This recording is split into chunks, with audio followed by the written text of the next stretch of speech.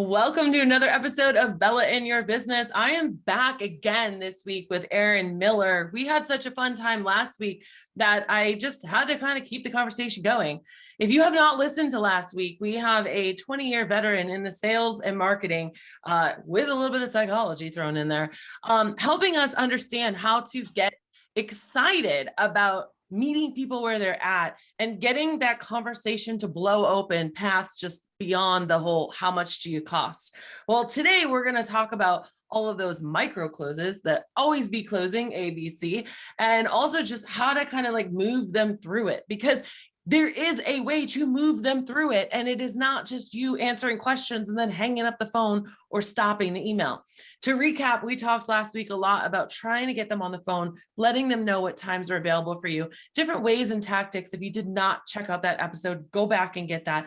But this one, we're going to show you how to become more aware of what like micro closes and actually how to do that.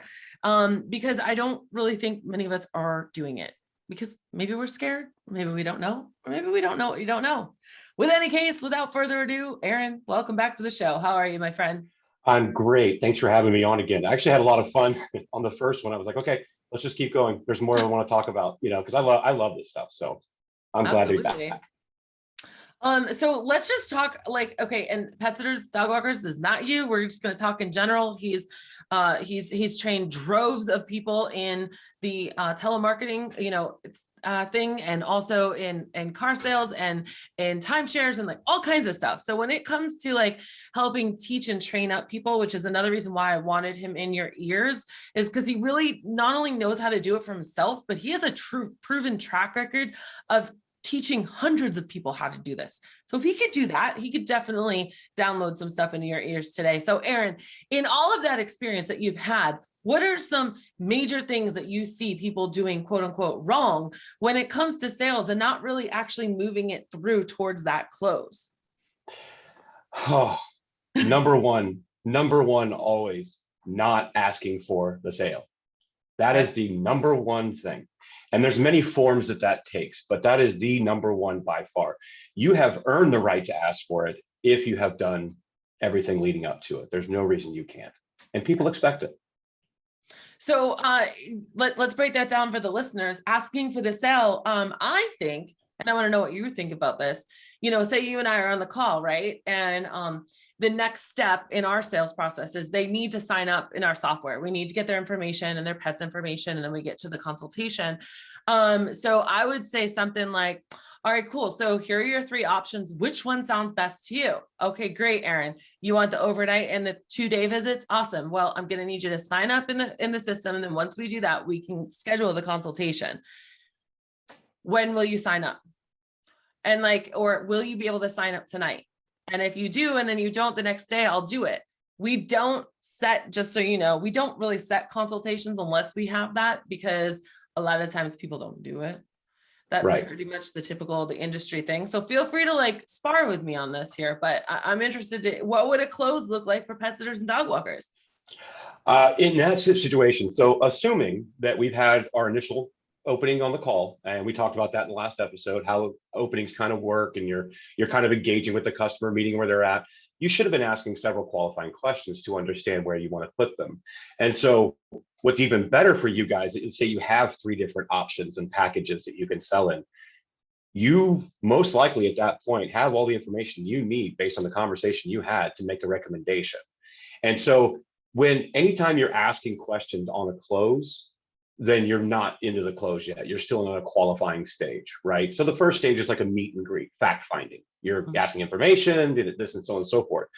Also, I highly recommend, if you have the patience and the time, you've probably had a bit of a personal conversation. Therefore, I'm just going to verify a few things like, oh, I already know your pet's name. I already know your name. I kind of know where you're at that point. So I'm going to basically roll from asking those questions before I'm getting ready to lock them down on a package of like, no, listen, I got some miscellaneous stuff we got to get taken care of. I got to get you in the system so I can build this out. Meanwhile, based on our conversation, I highly recommend package 2 based on your needs. As you told me, you need an overnight every now and then, you need this, you need that, so on and so forth, whatever that looks like. But you need to be a pro. You're consulting, right? You're not just offering them, do you want fries with that? This is personal. This is their family. And therefore you should have asked some questions at that point. You could probably make a recommendation. A lot of times a customer will tell you, well, no, based on that, I'd actually rather do package one. Well, now you just closed it. And all you did was make a recommendation on package two, as an example. Those are called trial closes, right? Those are micro closes, because it really is just rolling them through the process. They'll tell you if they're not ready to make a decision yet. So that's called a trial close. Now you get to figure out what it's going to take to sell them. And that's a whole different topic. I don't want to stray too far yet. But I would just roll right into it. I'm not asking if they want to do it. I'm assuming, since they're still on the phone with me, that they are going to do it. So what are my next steps? I need to lay out the next steps for the customer, what I need them to do, what their action items are. We'll make this quick and easy, always using terminology like convenience, quick, easy, because the more easier that you can make it seem, the less likely they're going to push back on doing it. It reminds me a lot of what you said in the last episode about the restaurant, right? They give you this whole big menu and then they recommend what they like. And you also said something that I wrote down for our show notes. You said you're consulting. Mm-hmm. So I think if our listeners can maybe think about, they're now a consultant to help with the care of these people's pets, it feels a little bit less daunting than I'm selling, right? Correct. I'm trying to co-create a solution with you that's going to work for your pet. I'm right. Here. That's literally the definition of helping you, right? Right. And you're not just selling them something, right? You're just not knocking on the door, but like, hey, you got a dog? I can walk it. That's not what you're doing at all. I mean, you're tailor fitting a solution based on their needs after having a conversation with them. That's not, I mean, that's selling them. It is what it is, but it's consulting. That's a lot easier to chew.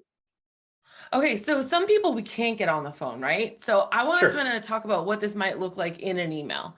And for whatever reason, we know that it is ideal to get them on the phone, but something that like I even try to do a lot in mine, and this is like my own style, but like even you guys, we just did Beta Marketing with Bella, right? I was just doing a whole bunch of sales for that and asking people and assuming that, they're going to re-sign up, and 86% of you did. Woohoo! You guys are awesome. But at the end, I would be like, okay, so do you want this or do you want that?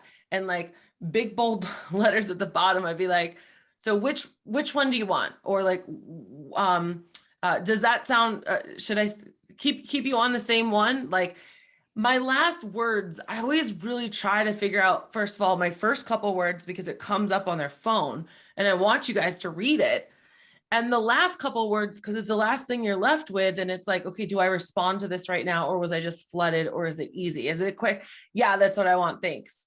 Instead of so those are your options. Give it some time. Think about it. Let me know what you want. Like, no, never. No. Like I said, last podcast, let me know. In my vocabulary is like a gun in your head. So, what are your thoughts on that? Like, how can we up our game on that close when we have to do it in writing or in email? Yeah. And so, I guess the industry term or technical term you'd like to call is assumptive closing, right? Mm-hmm. Where you're just assuming the sale, which is that's my style. But I've been confident enough in the beginning that I provided all the questions, answered all the questions and solutions. And so it's supposed to be the natural next step, right? It's just naturally you're going to go with this. So which one do you want? Mm-hmm. It takes a customer a very long way to go from, okay, do I want A or B, to no, I don't want either. It's actually an extra step to get there for them to do that. If you ask the question, okay, well, how's that sound? Just let me know. Well, then they're just going to get a hold of somebody that's going to go ahead and take control of the call or the conversation, and they're going to do it for them. Eventually, they're going to find someone that's just going to do it for them. So it needs to be the natural conclusion. And what the natural conclusion is going to be is, okay, this is what we have. We have 1 and 2. Which one do you want to go with?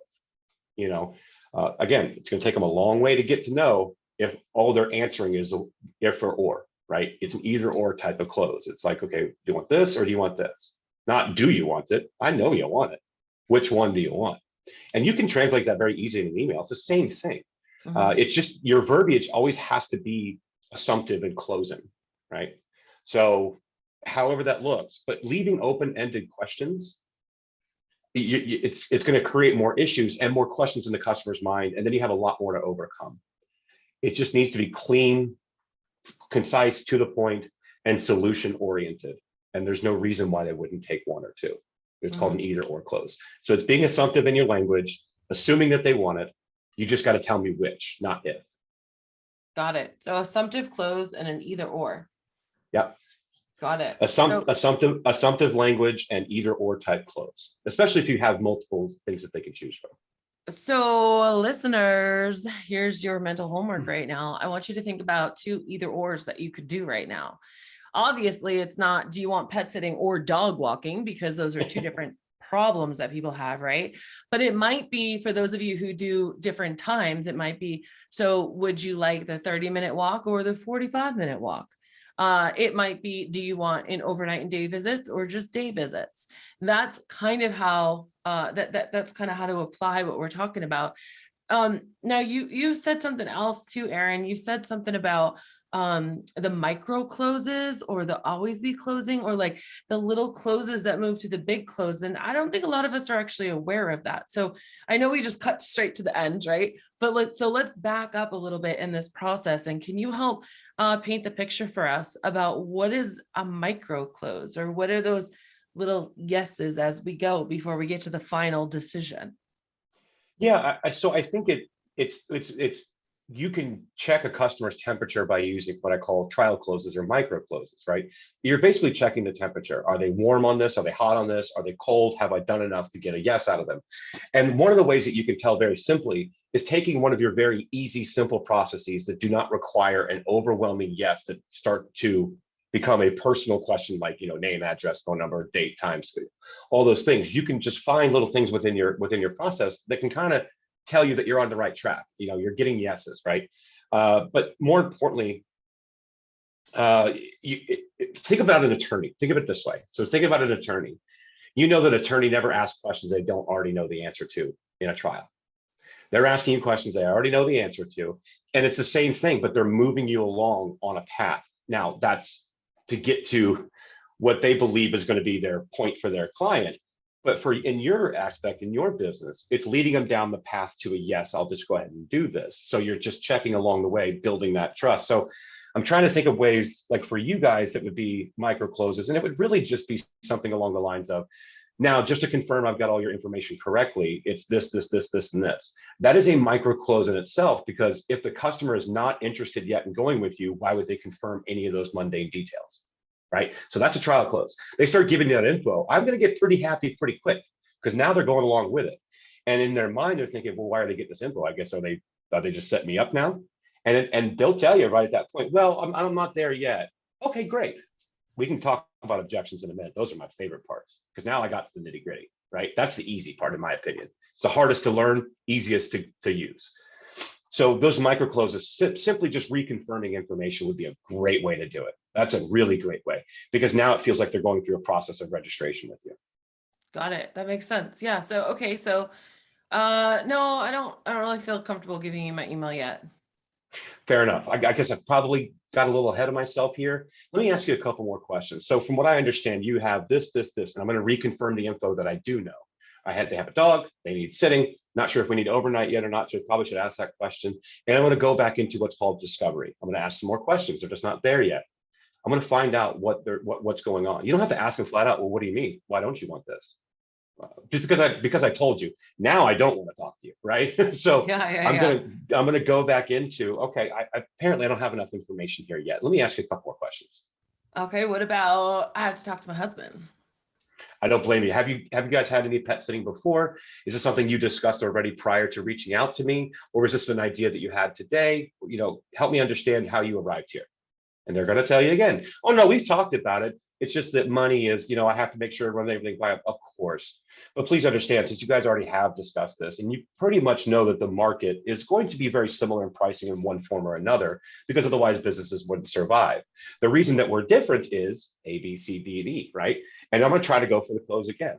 So knowing all this, it seems to me that makes the most sense. I can get you guys set up on this. Of course, we can alter this at any time. If your husband has any questions or concerns, please feel free to reach out and call me immediately. We'll address all of those. I feel like you're a good fit here. That's why I'm going to go ahead and get you set up today. Okay. And so so I can hear the listeners in my head right now. They're saying, yeah, that's great. I might get the yes, but I don't get the emphatic yes. I don't get the emphatic, like, I'm really excited. I get the person that might say yes and then call and cancel the next day, and they say they found someone else or something because they weren't comfortable with it or whatever. So how do we get It over depends. that thought process? Well, that's a fantastic point. And so if you're really listening to the person you're speaking with, you're going to know if that's a cold yes or a hot yes, right? You are going to know that. And if it's cold yes, there's no reason that you can't back out a little bit. So I tell you what, why don't we set up a quick phone call with you and your husband together so we can answer all your questions at once, right? If it's a cold yes, I might back out of that because you're right. There's no point in going through the entire process just to have them cancel. But if it's a, okay, that makes sense, let's go with it, then they're in, right? So it depends on their response. So listen, use your active listening. If it still sounds like, okay, I'll just go with this, but I'll probably cancel tomorrow, you probably need to back that out and be like, you know what? I'm sensing some hesitation and I don't want to move forward because your pet is the most important thing to you. Let's set up a quick call between yourself and your husband. I can answer all of your questions together. Let's make sure that this is the right fit for you. How does tonight at 6 p.m. sound? Well, he doesn't get home until 7, and I really want to preface this. I really want to talk to him first. Fair enough. I'll leave my schedule open during this time and this time. Which one works best for you? Again, these are trial closes. I'm locking her down to an appointment. So let me slow you down for a second. So what I'm hearing is that you are you're giving us permission in a way to back out. You're giving us permission to take a step back. And what I also have been understanding throughout this conversation, and I want to make sure that the listeners are picking up on this too, is that even at the beginning of it, you said, okay, well, then I just jump back out and I go back to discovery. And so what I think you got to understand is that the sales process is not as linear as we thought. It might be like the 2-step where you take 2 steps forward and then 1 back and then 2 steps forward and then 1 back. And it, like, if any of you guys know how to dance, like, that's really what it might be like. And it's okay to have it like that because you're reacting and flowing. It's not about shoving it down their throat and getting the sale at no cost. And I know that some of you guys who are petrified of this topic are hearing that. And I want to make sure that you hear what Aaron's saying. He's doing this dance and he's like, okay, we went down that road. It was a dead end. We're going to turn around. We're going to go back to the main road. And then we're going to go down the main road a little bit more. We're going to try to this exit. That exit didn't work. Okay, no problem. We'll throw it in reverse. We go back on the road. You know, like, I want you guys to hear that. I want you to picture that. Okay. And I think that's a really big point, Aaron, because I think a lot of people are like, okay, check, I did that. Yep, check, I did that. Well, I closed them and it didn't work. Aaron, you don't work. Sales sucks. Right. You know, right. It's like, no, because like, you have to be a little bit more agile. And guys, Aaron, talk to me about when someone is just getting into sales. A lot of our listeners, they don't have a sales background. Okay. They have a pet background and they could talk you under the table on how to do positive reinforcement and caring for their pet, of course. Right. But you're the expert right now on this call. How do we get people to understand that it's a process and that each time they practice and each time they're a little bit more uncomfortable, they're going to become actually less uncomfortable, right? Like, how can we encourage these the listeners to want to try this, because it feels hard, right? I know, but do you want to know a secret? I do. Every single one of your listeners are sales experts. They just don't know it. And you're like, say that again. It cut out a second. Every single one of your listeners are sales experts. They just don't know it yet. Do you know why? Tell me. Because they know how someone else is going to sell them. So think about what it takes for someone to sell you. Think about things in the past where you were sold. How did that happen? Most likely there was a trust that was established. Most likely they answered all of your questions that you had. Number 3, they reaffirmed the information that you already knew. And then number 4, you liked them, right? That's really the ultimate part of it. And again, remember what we talked about in the first podcast. 4 to 8 is a national rank out of 1 to 10 of how much price matters to a customer. So they're all sales experts because they have been sold themselves. And so how does that happen?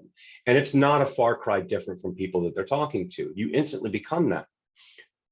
So as an example, the example that you used, I need to talk to my husband. That doesn't tell me that they actually need to talk to their husband. Yes, they probably do. But more importantly, they don't trust you enough to not process it without talking to their husband, right? And so there was not trust there. And that's fine. Never ask anyone to trust you, just earn it. And so maybe you haven't earned it yet. So yeah, of course it's not linear, because you're going to have to back out like, whoa, whoa, whoa. I obviously didn't earn your trust yet in my mind. Okay, let's talk some more, because I did not answer some questions that they may have had. It's not a loss. They're just telling you that you haven't answered all their mental questions yet. And so you're a sales expert because you know how to be sold. So think about it yourself. What can you do? What would you do to talk to yourself? And they're going to be pretty good experts. They just don't realize it yet. I love that. You're right. They are experts because you've been sold to before. So think about a time where you bought something that might have been a little bit more expensive than what you thought you were going to buy, but you did it because you enjoyed the experience or the person or the feeling of it, right? It's no different. And in the first podcast, Aaron, and I love how this like builds on each other. You talked to us about being we're consulting with them. So essentially, not only are we an expert because we've been sold to before, if we're just aware of it, but we also are an expert in our field, and we're also there to help them. Like if you start thinking of this as a we thing, you and your client, I always loved it personally when it was actually a coach, Aaron, who did this with me. And she was always like, okay, so how are we going to do this? Okay, we're going to do this in your business. And I was like, we? And so even that on sales, like when you're solving their problem with them and not at them, not giving them a menu, but consulting with them, like Aaron's talking about, it is going to change the whole entire feeling of that conversation that you're having, guys. Yeah. So start turning those things in your head. Like you are not selling, you are consulting. You are a sales expert because you've been sold to, and because you are also the expert of the subject matter that they're calling you for. And like you said in the first podcast, they're calling you. They're reaching out to you. You're not knocking on doors or like stopping people in their tracks and trying to sell them pet rocks. Like they literally want to talk to you. Talk to them, please. Yeah. And if they've reached out to you, you've earned the right to ask them for the business because they came to you wanting the business. So, we can talk about different, we can go into the weeds on objection handling and all that stuff. I can do this for hours. That's not a thing. But just remember those basics, right? Just remember you've been sold. How are you sold? And think about a time. This is so important when you're talking about the cost versus features and benefits analysis, right? If I'm just getting a price, I haven't told them what they're getting for that price. Think about a time when you bought something and like, okay, well, what does that price include? You do it every time because you need to understand what the features and benefits and everything you're receiving for the money you're spending.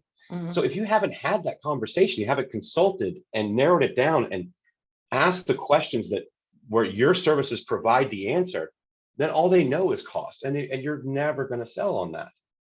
You just won't, unless you're the absolute cheapest in town. And then what are you getting out of that? So don't even get me started, my friend. I know. Okay, so Aaron, you just brought up a really good point, and I'm gonna keep taking advantage of this right now because I know that this is so amazing. So you were talking about cost, and that's a really big hot topic with us. And it's because people are caring and thinking about their competition way too much.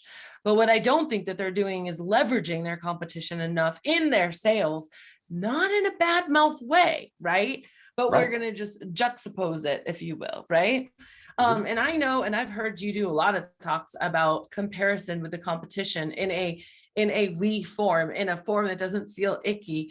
Do you think we might be able to round out this series by maybe having you back and we can dive into how you can leverage the competition rather than trying to necessarily beat the competition and have like such a losing mindset on it and turn it into a winning mindset? Oh, yes. That's most important, especially on a luxury and convenience type industry like this is. I'm all about it because this is where you can really do well. And I just want to remind you guys that Aaron has taught lots of people in the Hilton vacations. So when he knows how to talk luxury sales, okay? And I don't care who you are, this is a luxury service because I said it before and I'll say it again. Anyone can drop their dog at a cheap boarding facility next to the airport and say, sayonara, we'll tell Mickey you said hi. There's a reason why they want you to sleep in their bed or come to their house 3 times a day, and they don't want their precious little dog to leave their house and have a pet sitter come. So we need to understand where people are at, like we talked about last episode, and meet them there. Aaron Miller, thank you so much for your time again today. I'm going to leave with the final question, like I did the last one. What is one major takeaway from this episode that you would love the listeners to focus on? So we talked a lot about micro closing and moving along in the process. But I think in order for any of this to work, they need to go back to the first podcast. They need to go onto your into your programs and look at how marketing strategies are set up, because it is warming the customer up. And I think most importantly, what they need to take away is learning to have a conversation, become a consultant, asking the right questions, discovery questions that you can use when you go to close. So we can talk about micro closes, and you have to move the process along. It's okay to ask for the business. Discovery, discovery, discovery, consultant, consultant, consultant. Take that away. Run a list of questions. If I could give an action item, if you don't mind, I would like them to actually put their price on one side of the piece of paper, and on the other side, list what that price offers. And then I want them to think about a solution that each one of those line items in that package offers, what it solves. Because the more that they can do that and visualize that and speak it, the easier it's going to be to consult. It's a beautiful visualization exercise. I want to see who does this. If you do it, go ahead and snap a picture and send it to me, bella@jumpconsulting.net, or shoot me it on Instagram, Bella Vasta, or post it in one of the groups that we might be members of. You guys, this has been another episode of Bella in Your Business. Thank you for your time. And remember that when life gets you down, to always keep jumping.